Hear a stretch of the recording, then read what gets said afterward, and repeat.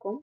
In today's lecture, we are going to be discussing another important major biomolecule that is lipids.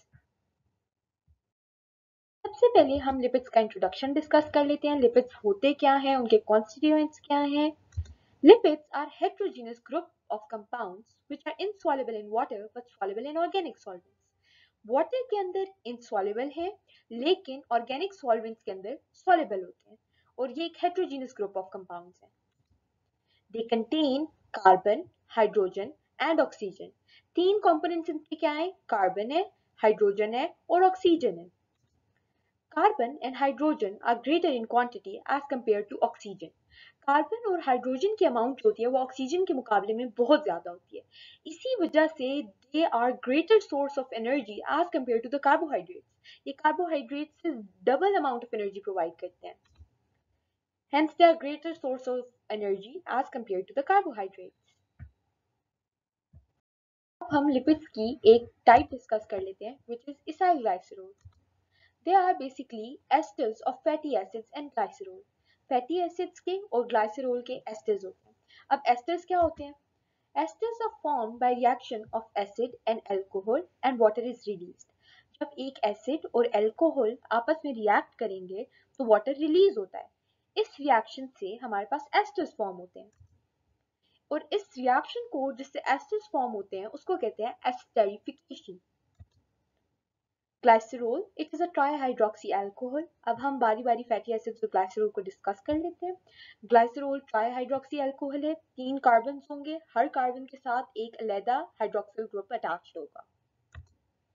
Fatty acids की अगर बात करें तो वो कार्बोक्सिलिक एसिड कंटेन करते हैं and is attached to a hydrocarbon और एक हाइड्रोकार्बन के साथ अटैच्ड होते हैं. इनका general formula is R C double bond O H. Number of carbon atoms इनके रेंज करेंगे 2 से लेके 30 तक. अब हम इसाइल ग्लाइसरोल की टाइप्स डिस्कस कर लेते हैं. इसाइल ग्लाइसरोल को हम on the basis of fatty acid distinguish करेंगे. अगर हमारे पास एक फैटी एसिड ग्लाइसरोल के साथ कंबाइन करेगा तो that will be monoacyl glycerol. Diacyl glycerol as the name indicates di, that means 2 fatty acids.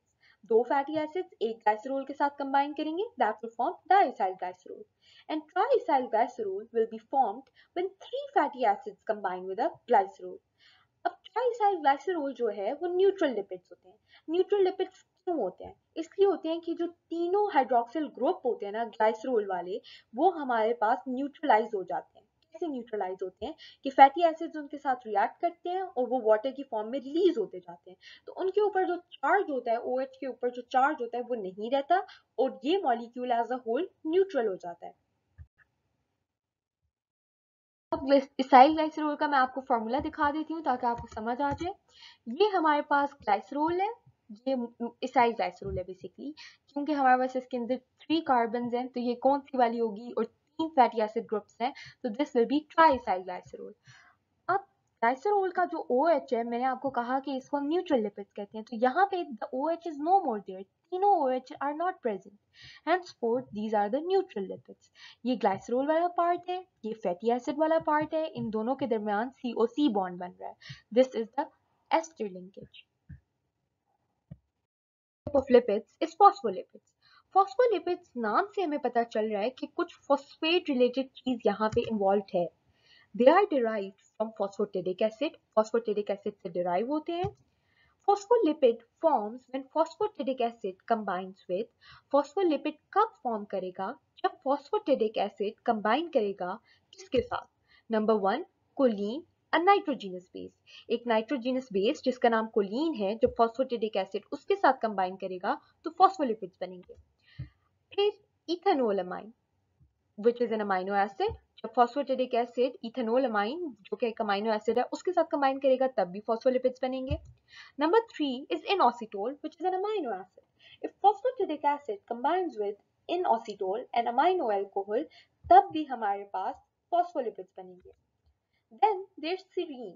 serine एक अमीनो एसिड है. फॉस्फोटेडिक एसिड जब serine के साथ कंबाइन करेगा तब भी हमारे पास फॉस्फोलिपिड्स बनेंगे. Phospholipids के फीचर्स डिस्कस करें तो number 1 is it is similar to diacyl glycerol. Diethyl glycerol के साथ बहुत ज्यादा सिमिलर है। क्यों? क्योंकि इसके अंदर एक ग्लाइसरॉल होता है और दो अल्कोहल्स होती हैं। Most common type phosphatidylcholine also called as lecithin।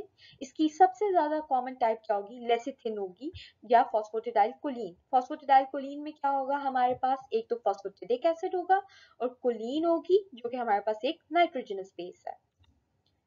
The end containing phosphate group is hydrophilic, that is polar and soluble in water।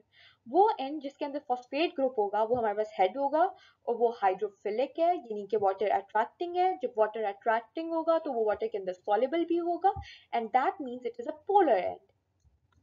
The other end containing the fatty acid group is hydrophobic। दूसरा and जो उसके opposite होगा वो हमारे पास hydrophobic होगा, basically tells वाला and होगा। Hydrophobic का क्या मतलब है कि वाटर अट्रैक्टिंग नहीं है, वाटर रिपेलिंग है, तो वो इनसॉल्युबल होगा वाटर के अंदर and it will be non polar in nature. Phospholipid की पिक्टोरियल रिप्रेजेंटेशन ये है। ये हमारे पास सेल मेम्ब्रेन के अंदर से दिखाया हुआ है कि सेल मेम्ब्रेन किससे बनी होती है? फॉस्फोलिपिड मॉलिक्यूल से। ये अगर आप देखें ये हेड है ऊपर जिधर हमारे पास फॉस्फेट ग्रुप प्रेजेंट होगा। ये टेल्स हैं जिनके अंदर हमारे पास फैटी एसिड्स प्रेजेंट होंगे। ये जो टेल की बेंडिंग है ना ये अनसैचुरेशन की वजह से होती है। जिधर डबल बॉन्ड हमारे पास आएगा वहां पे टेल बेंड कर जाएगी। ये बात आपने जहन में रखनी है, एमसीक्यू में पूछी जा सकती है। जो हेड है वो हाइड्रोफिलिक है, वाटर अट्रैक्टिंग है, पोलर होगा। जो टेल है वो हाइड्रोफोबिक है, वो नॉन पोलर होगी और वाटर को रिपेल करेगी और इनसॉल्युबल होगी वाटर के अंदर। Okay, it's time to discuss the practice question.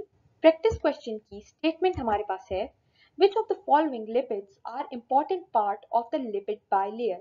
कौन सी लिपिड जो है वो हमारे पास लिपिड बायलेयर का एक important constituent है? A option is acylglycerol, B option is phospholipids, C option is waxes and D option is steroids। Solution अगर हम प्रैक्टिस क्वेश्चन का डिस्कस कर लें तो correct option is B, that is phospholipids. Phospholipids are integral part of the lipid bilayer. Lipid bilayer का integral part हमारे पास कौन से होते हैं? फॉस्फोलिपिड्स होते हैं। I hope today's lecture was clear और आपको लिपिड्स की और इसके टाइप्स की समझ आ गई होगी। Thank you very much for your attention.